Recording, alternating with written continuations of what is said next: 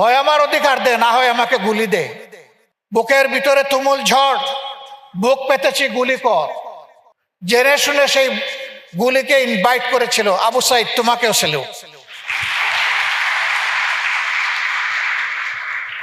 আর সেই যুদ্ধে যুব সমাজকে মা বাবা এগিয়ে দিয়ে বলেছিল, যাও, জাতির জন্য তোমাকে উপহার দিয়ে দিলাম।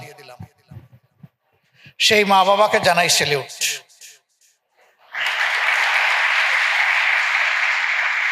আজকে আরেকটি বেদনাদায়ক খবর আমরা সকলেই শুনেছি।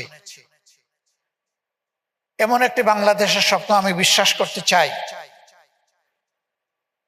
তিনবারের প্রধানমন্ত্রী, বিএনপি চেয়ারপারসন বেগম খালেদা জিয়ারও ছিল।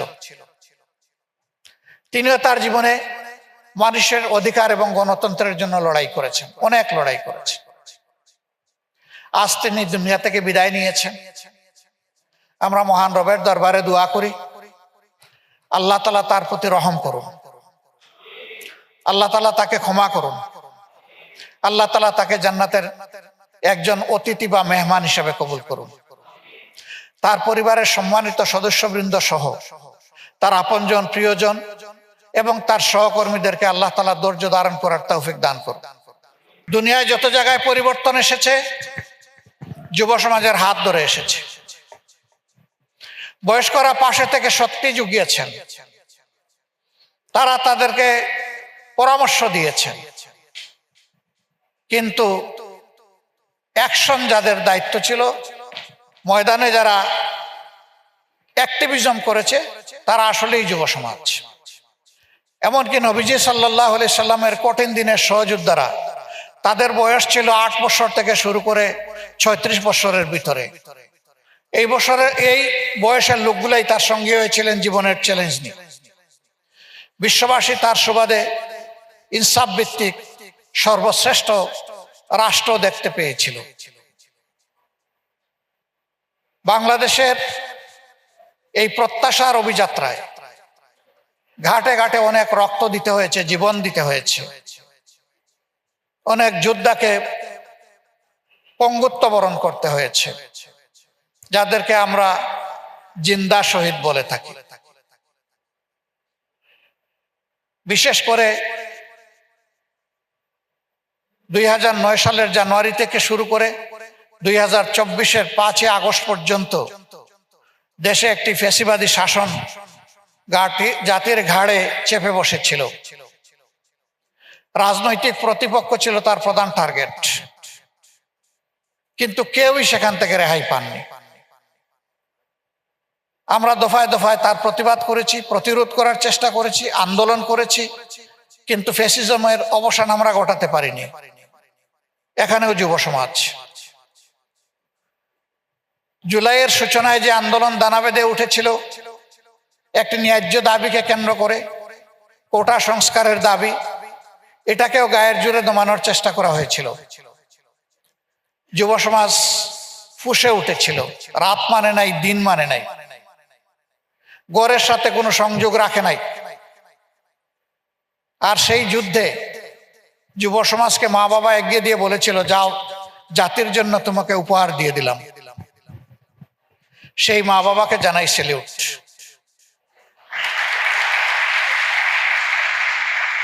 আমার যে মা উত্তরার রাস্তায় 10 মাসের সন্তানকে কুলে নিয়ে নেমে এসেছিলেন, সাংবাদিক বন্ধুরা প্রশ্ন করেছিল, আপনি এই কচি শিশু নিয়ে, অবুঝ শিশু নিয়ে এখানে এসেছেন গুলির মুখে।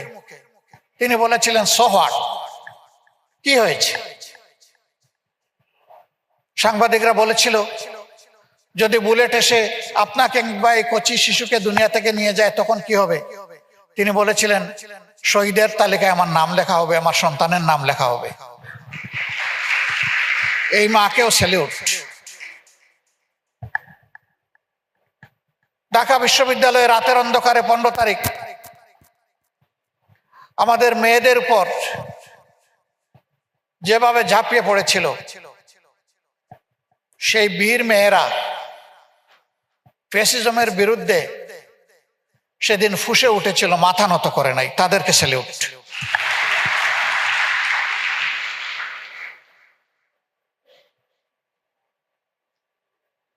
এরপরে আবু সাইদরা ডানা মেলে বুক পেতে বলেছিল, হয় আমার অধিকার দে, না হয় আমাকে গুলি দে। বুকের ভিতরে তুমুল ঝড়, বুক পেতেছি, গুলি কর। জেনে শুনে সেই গুলিকে ইনভাইট করেছিল, আবু সাইদ তোমাকেও সেলুট। মুগ্ধ রাস্তায় নেমেছিল যারা ফ্যাসিজমের বিরুদ্ধে লড়াই করছে তাদের টুটে মুখে একটু পানি তুলে দেওয়ার জন্য। সেই ইনোসেন্ট ছেলেটা শেষ পর্যন্ত তাকেও লক্ষ্যবস্তুতে পরিণত করা হলো, সেও দুনিয়া থেকে বিদায় নিল। সেও আমাদের লড়াইয়ের গর্বিত অংশীদার। মুগ্ধের মতো সকলকেই আমাদের সেলুট। রিয়া মেয়েটা তার বাবার হাত ধরে নারায়ণগঞ্জে দাঁড়িয়েছিল বাইরের দৃশ্য দেখার জন্য। রিয়াগু উপর থেকে ছোড়া, হেলিকপ্টার থেকে ছোড়া বুলেট এসে তাকে এফুড় ওফুড় করে বাপ মা থেকে বিচ্ছিন্ন করে ফেললো। আমরা তার প্রতি গভীর সমবেদনা জ্ঞাপন করছি। 5 বছরের এক শিশু বাবার হাত ধরে বলেছে, বাবা ওখানে লড়াই হচ্ছে, আমি যাব, ওখানে আমি সংগ্রামের কবিতা পাঠ করব, আমাকে নিয়ে চলো। সংগ্রামের কবিতা পাঠ করতে করতে জালিমের বুলেট এসে তাকেও দুনিয়া থেকে নিয়ে গেছে। যে বাবা তাকে হাত ধরে নিয়ে এসেছিলেন, বাবাকে এবং তার বীর সন্তানকে সেলুট।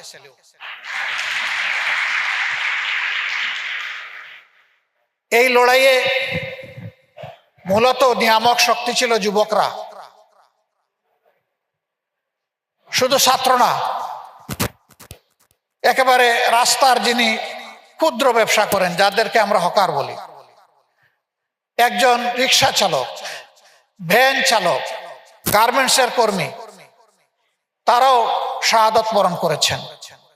আপনারা জানেন আমরা প্রত্যেকটি শহীদ পরিবারে যাওয়ার চেষ্টা করেছি। আমাদের হিসাব অনুযায়ী খেটে খাওয়াই মানুষের সংখ্যা যারা জীবন দিয়ে শহীদ হয়ে দুনিয়া থেকে বিদায় নিয়ে আমাদের গলায় কৃতজ্ঞতার মালা পরিয়ে দিয়ে গেছেন, তাদের অনুপাত হচ্ছে যারা নিহত হয়েছেন তাদের মধ্যে 62%। এরা একজন মানুষ চলে যাওয়া মানে একটা পরিবার পুরোপুরি অন্ধকারে চলে যাওয়া। তারা তাদের পরিবার এবং জীবনের দিকে তাকায়নি, বাংলাদেশের মুক্তির জন্য তারা এগিয়ে এসে জীবন দিয়েছে। বন্ধুরা, তোমাদেরকেও সেলুট। আল্লাহ তাআলা তোমাদের এই ত্যাগ কবুল করুন। আমরা যেন অকৃতজ্ঞ হয়ে না যাই তোমাদের প্রতি। এই সকলকে আল্লাহ তাআলা শহীদ হিসাবে কবুল করুন। তার শেষ নজরানা পেশ করেছে শরীফ উসমান ইবনে হাদি। তার অপরাধ কি? সে ছিল আধিপত্যবাদের বিরুদ্ধে আপোষহীন এক লড়াকু সেনাপতি। আর উত্তাল দিনগুলোতে সে যুব সমাজের সাথে একদম পানির মতো মিশে গিয়েছিল। তার কণ্ঠ অনেককে উজ্জীবিত করেছে। যারা মানুষের অধিকার মানুষের কাছে ফিরে যাক এটা যারা চায় না, বাংলাদেশ সম্মানের মাথা উঁচু করে দাঁড়িয়ে থাকুক এটা যারা বরদাস্ত করতে পারে না, তারাই দুনিয়া থেকে তাকে বিদায় করে দিয়েছে। হ্যাঁ, হাদিকে বিদায় করে লাভ হয়নি। হাদি বেঁচে থাকলে অবশ্যই এ জাতির জন্য ভালো কিছু করতো, এটা আমরা বিশ্বাস করি। কিন্তু হাদি এই বয়সে এইভাবে বিদায় নিয়ে মাথা উঁচু করে আপোষহীন কণ্ঠ মেলে ধরে এখন সে বিশ্ব নেতায় পরিণত হয়েছে। হাদি, তোমার জন্য আমাদের বুক ভরা ভালোবাসা, দোয়া। তোমার মতো আরো হাদি যেন আমাদের মায়েদের গর্ভে বেশি বেশি করে পয়দা হয়, তাহলে বাংলাদেশ পথ হারাবে না ইনশাআল্লাহ। আমরা সেই গর্বিত মা চাই, আর আমরা সেই বীর হাদি চাই। এক হাদি চলে গেছে, আল্লাহ যেন এই দেশে লক্ষ লক্ষ হাদি পয়দা করে দেন। এখন যারা বেঁচে আছে তারা নিজেই যেন দাঁড়িয়ে বলে আমিও হাদি, আদি তুমি চলে গেছো, অসুবিধা নাই, তোমার জায়গায় আমি দাঁড়িয়ে গেছি, আমি আছি। তোমরা কি বলতে পারবা এটা? তোমাদেরকে ধন্যবাদ। সম্মানিত বন্ধুগণ, এ বাংলাদেশ, এ লড়াই মূলত কার জন্যে? হ্যাঁ, এটা ঠিক, মানসিকতার দিক থেকে আমিও যুবক, কিন্তু বয়সের দিক থেকে তো একটা জায়গায় চলে এসেছি। এ জীবনে তো অনেক কিছুই এই রাষ্ট্রের, এই জাতির আমরা ভোগ করেছি, কিন্তু তোমাদেরকে রেখে যাব কোথায়? তোমাদের জায়গাটা, তোমাদের পাটাতনটা কি হবে? এটি আমাদের কর্তব্য। এই জায়গাটা তৈরি করে দিতে চাই। তোমাদের জন্য বাংলাদেশ, তোমাদের পছন্দের বাংলাদেশ, তোমাদের জন্য নিরাপদ বাংলাদেশ, তোমাদের জন্য গৌরবের বাংলাদেশ, তোমাদের জন্য বিক্ষোভ মুক্ত বাংলাদেশ। সেই বাংলাদেশটাই আমরা গড়তে চাই তোমাদের সাথে, একসাথে কাজ করে। এই জন্য আজকে এখানকে যাদেরকে আনা হয়েছে তাদেরকে বারবার অ্যাড্রেস করা হচ্ছে ইয়াং লিডার্স। ইয়েস, তোমরাই আগামী দিনে জাতিকে নেতৃত্ব দেবে ইনশাআল্লাহ। আমরা সেদিন গর্বিত নাগরিক হিসাবে তোমাদের জন্য দোয়া করব বুক ভরে, আর গর্ব করে বলবো এটি আমাদের বাংলাদেশ, এরাই আমাদের সাকসেসফুল জেনারেশন।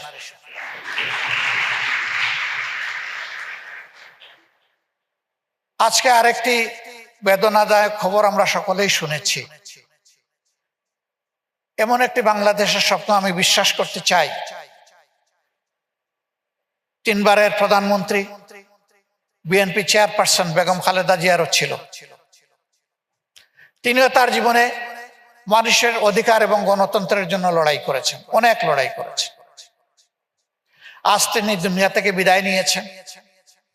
আমরা মহান রবের দরবারে দোয়া করি, আল্লাহ তাআলা তার প্রতি রহম করুন, আল্লাহ তাআলা তাকে ক্ষমা করুন, আল্লাহ তাআলা তাকে জান্নাতের একজন অতিথি বা মেহমান হিসেবে কবুল করুন।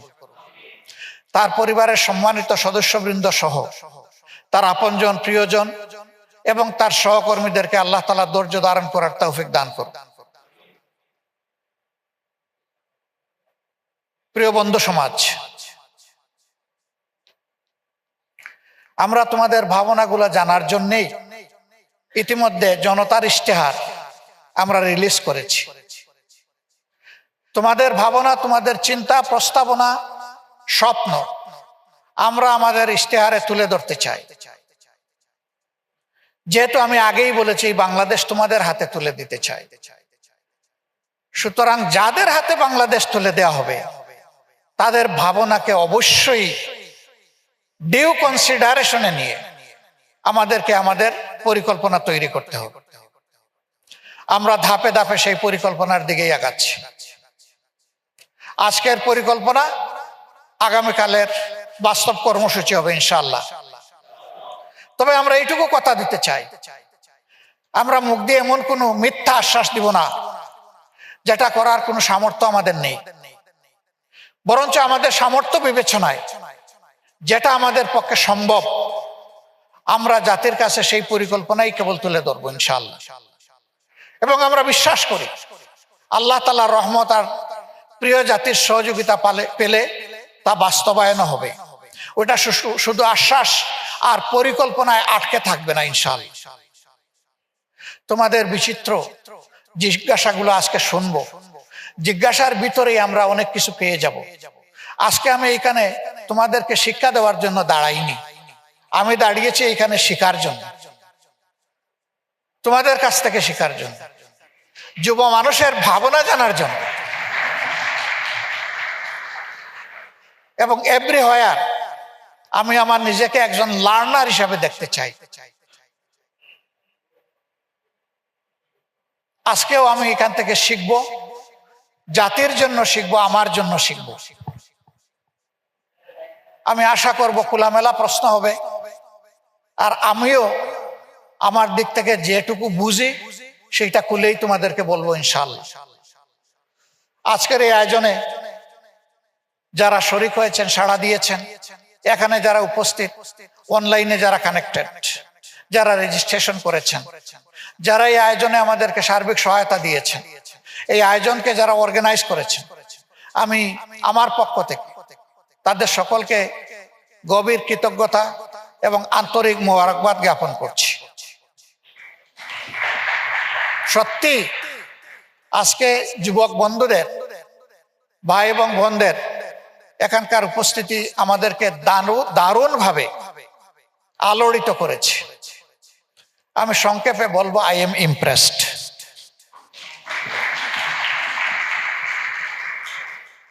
আমরা হাতে হাত ধরে, কাঁধে কাঁধ মিলিয়ে ইনশাআল্লাহ আগামীর বাংলাদেশ গড়ব। এই বাংলাদেশ ফেসিবাদ মুক্ত, এক নায়কতন্ত্রী মুক্ত, ইনসাফের ভিত্তির উপর প্রত্যাশার একটা মানবিক বাংলাদেশ হবে ইনশাআল্লাহ। এখানে কোনো দল ধর্মের কোনো ব্যবধান থাকবে না। আমরা বলবো মাথা উঁচু করে, আমরা সকলে মিলেই বাংলাদেশ। এইখানে আদিবাসী পরবাসীর এই ক্লেশও আমরা দেখতে চাই না। আমরা সবাই মিলে বলবো আমরা অধিবাসী, আমরা এক ঐক্যবদ্ধ বাংলাদেশের অধিবাসী। আমরা প্রত্যাশার পথে এগিয়ে যাওয়া দৃঢ় প্রতিজ্ঞ একটি বাংলাদেশ। আমরা সেই আওয়াজ একই সাথে সব কণ্ঠ মিলিয়ে তুলবো ইনশাআল্লাহ। এটি জাতীয় ঐক্য হবে, আল্লাহ চাই। সবাইকে ধন্যবাদ, অনেক ধন্যবাদ। বাকি সেশন আন্তরিকভাবে অংশগ্রহণ এবং সহযোগিতা করার জন্য অগ্রিম আহ্বান জানিয়ে আপাতত আমার কথাগুলো এখানে রাখলাম। আসসালামু আলাইকুম ওয়া রাহমাতুল্লাহ।